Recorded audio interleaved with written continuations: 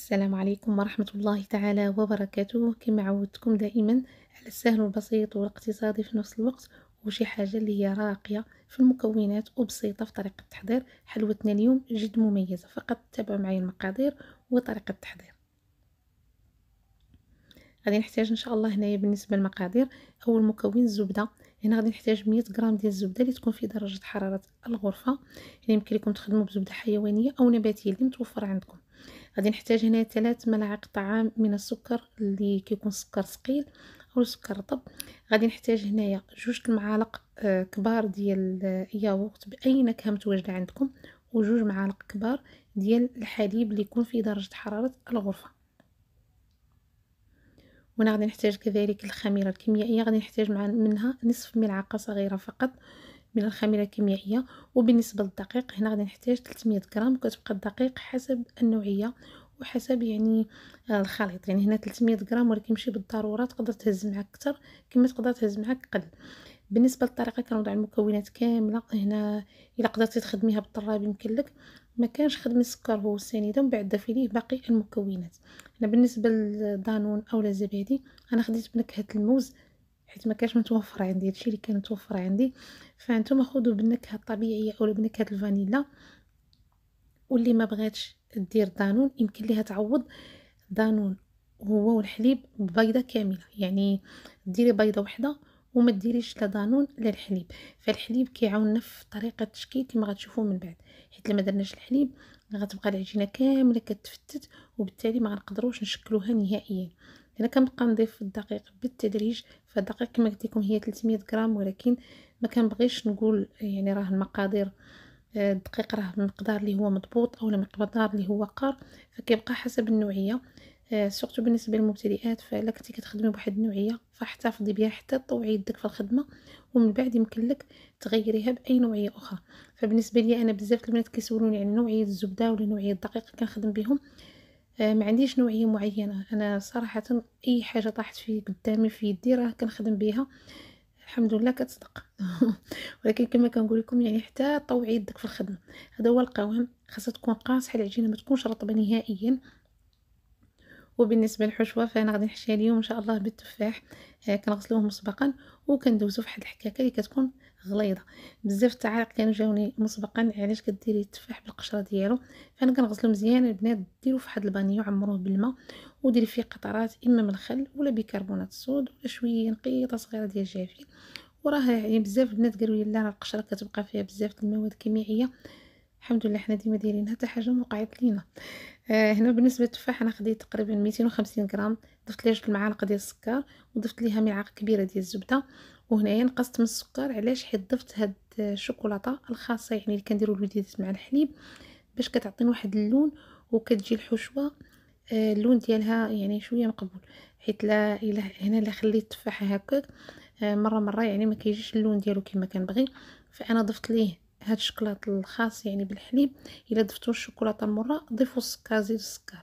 المهم كتبقى على حساب حتى التفاح. كاين التفاح اللي كيكون محمض شويه كيبغي السكر كتر، كاين التفاح اللي ما كيحتاج السكر بزاف.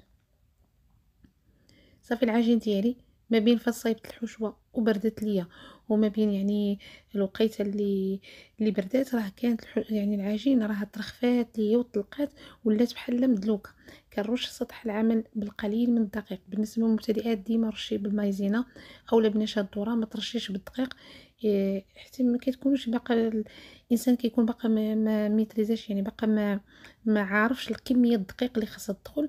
فتقدري تكثري الدقيق حيت مازال كتشاط لينا العجينه وكنبقاو نجمعوا فيها ونعاودوا نخدموها، فبالتالي كيتغير القوام ديالها. هنا كنرش غير رشه خفيفه لا لاحظتوا، وكتجي ساهله ما شاء الله وطايعه في الخدمه، ما كتمحل ما حتى شي حاجه. انا كنحاول كنديرها رقيقه بحال السمك ديال الصابلي. غادي نخدم بجوج قطعات، وحده صغيره وحده كبر منها. بالنسبه للصغيره غادي نقطع بها قطع، نحاولوا نديروا وحده حدا وحده باش ما كتضيعش لنا العجين. حيت لا بالنسبه للصابلي اي نوع ديال العجين اللي غادي نقطعوه دائما نحاولوا ما نضيعوش العجينه، حيت العجينه من بعد كتفسد. راه واخا تكوني زعما مطوره كاع في الحلوى، من الاحسن ما تشيطيش العجينه بزاف، حيت قد ما خدمتيها بيدك قد ما كتبقاش القوام ديالها زوين لا في الماكله ولا في الخدمه. هنا بعد ما ارتاحت ليا العجينه اللي كانت بقات، كنعاود نقطع بالقطعه الدائريه اللي هي كبيره، كنرش شويه الدقيق وكنحطهم فوق منهم جانبا صافي، وكنبدا نخدم على راحتي، يعني نخدم واحد الكميه، نقطع واحد الكميه اللي هي كثيره وعاد باش نبدا نشكل فيهم. انا الحشوه ديالي تقريبا راهي باقي دافيه، انا نتوما خلوها حتى تبرد تماما الا خفتوا منها، فانا ما كانش عندي الوقت، يعني غير دفات شويه مباشره غادي نبدا نخدم بها. غادي نحتاجو كاس ديال العنبه، ماشي كاس صغير وماشي الكاس اللي كنشربوا فيه العصير، كاس ديال العنبه من فئه 150 مليلتر.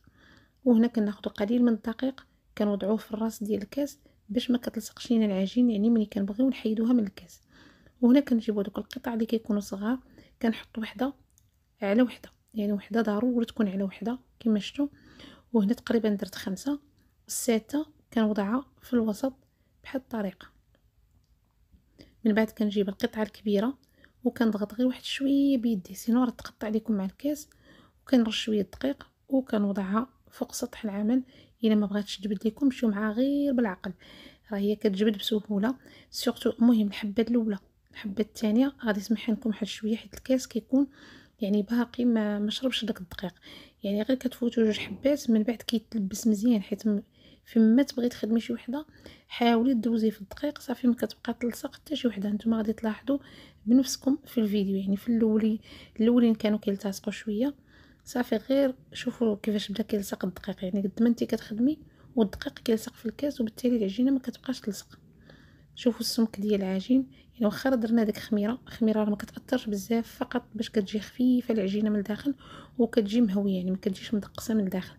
كنوضع هاد العجين هي بحال السيبوره ديال الحشوه باش ما توصلش لينا يعني للطاوه ديال اللي غتدخل الفران، وكيجي له الشكل ديالها بحال الوريضه بلا يعني قطاعه بلا والو. انا يمكن لكم ديروا فقط يعني غير شي غلاقه ولا شي كاس صغير وتقطعوا به، ما تحتاجوش حتى هاد المرشم اللي كيكون مشنف من الجناب. هنا شوفوا كنضغط عليها مزيان باش دوك الوردات ما كيتحلوش ليا من بعد.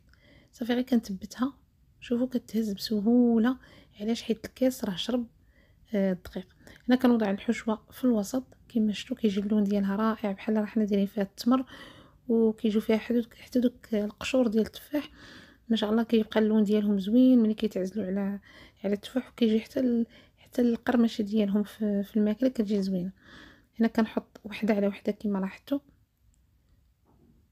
وهنا كنضغط. ضروري تضغطوا عليها ملي تحطيها، ضغطي عليها ما تضغطيش على الكاس، وانما ضغطي على عجينه مع عجينه باش تلصق لك. كنجيب هذاك القطعه اللي كتكون كبيره وكنوضعها في الوسط. بالنسبه للحشوه، هذه حشوه البنات اللي اختياريه، مقادير كاساس هما ديال العجين. اما الحشوه كما كنقول دائما لا بالنسبه للحلو ولا بالنسبه للمالح، فكيبقى حسب يعني المتوفر عندك في البيت وعلى حسب كل وحده والذوق ديالها. فانا التفاح صراحه وليداتي ما كياكلوش، فانا لا ما درتش هاد الحيل ما كيتكالوش، يعني اما في طاقت اما في بحال هكا في حلويات. وحتى هادي راه كتجي بحال اون طاقط فيزيتي، راه كتجي مزيانه لا في المنظر ديالها وسهله وبسيطه. بالنسبه للبنات اللي ما قدرش يدير هاد الطريقه، انا غنعطيكم يعني شكل تاني اللي هو معتمد عندي، يعني ما شاء الله تا هو كيجي الشكل ديالو من بعد غادي تشوفوه كيجي زوين. كنسرح العجين، كناخد النص ديالها كنرقو مزيان اللي غادي تكون فيه الحشوه، والنصف الثاني كما تشوفوا غادي نشرطو بالسكين، ولكن خليه شويه غليظ، يعني ما يكونش نفس السمك ديال النصف الاول. صافي هنا كندوز كنغطي على الحشوه ديالي مزيان، هاد الجناب حتى هما كنعاود نرققهم باش كيلصقوا ليا. وهنا الحشوه ديالي كنعاود نجمعها كامله وما نخليهاش تخرج حيت فيها السكر، الا خرجت غادي تحرق كامله تكراميليزا وغادي تخسر ليا اللون ديال العجينه وتجي ماره في المذاق ديالها.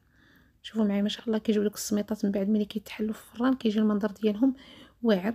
يعني تقدروا تستعملوهم حتى للكوتي الوليدات في المدرسه ولا لي سورتي ديالهم، راه حتى هما كيجيو زوينين. هادو هما الاشكال ديالنا.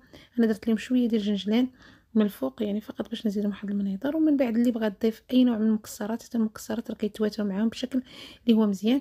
كنوضعهم في الفرن اللي سخنته مسبقا على درجه حراره ديال 150، وكنخليهم يطيبوا على مهل. هنا العجينه راه رقيقه دغيا كطيب، غير بغيتها طيب مزيان باش كتولي مقرمشه من على برا، ومع ديك التعليكه ديال التفاح يا سلام كتجي خطيره.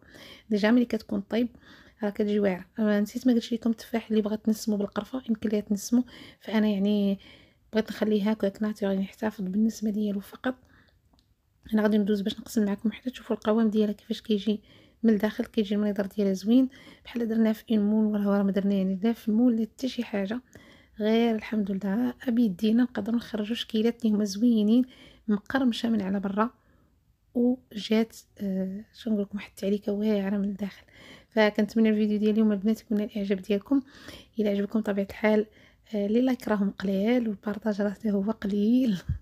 المهم اللي بقات ترى هاد المرحله فكنطلب منك طلب بسيط هو بارطاجي الفيديو في الواتساب مع 5 مع لي كونتاكت ديالك، ولا في الفيسبوك ولا في انستغرام. هذا هو. ما بقى لي الا نقول لكم دمتم في رعايه الله وحفظه، والسلام عليكم الى فيديو قادم ان شاء الله.